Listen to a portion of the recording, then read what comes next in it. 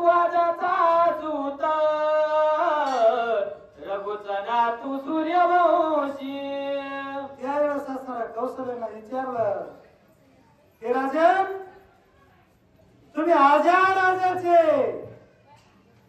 रघु राजाचे, सूर्यवंशातल्या परंपरेतले राजकुमार का?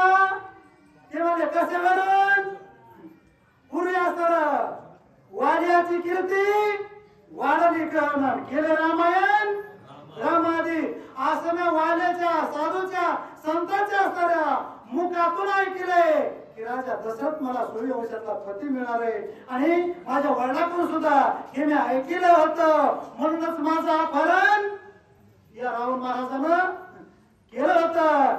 अशा प्रकारे असताना त्या ठिकाणी माता कौशल्या आपली यथार्थभूत माहिती राजा दशरथाला देऊ लागली. ऐकून निश्चय वचन कौशल्या झाली सुख समाधान. तुष्टला जनार्दन केले सुलग्न एकांती. असं ज्या वेळेस राजा दशरथाला आपली माहिती दिली त्या वेळेस असणारा सुलग्न हे सुलग्न ज्याला म्हणते की असणारा वडिलांना ज्याला पाहिजे आईना ज्या वाई वडिलांना ज्याला असणारा समन्वय त्या त्याला सुलग्न म्हणतात. आणि हे आई वडिलांना जमिलेलं होतं, पुराणानं जमिलेलं होतं. आणि त्यावेळेस असणारा त्या ठिकाणी दोघांचा असणारा समन्वय साधून सुलग्न लागलं आणि एकमेकाचं असणारा मन मिलन झालं.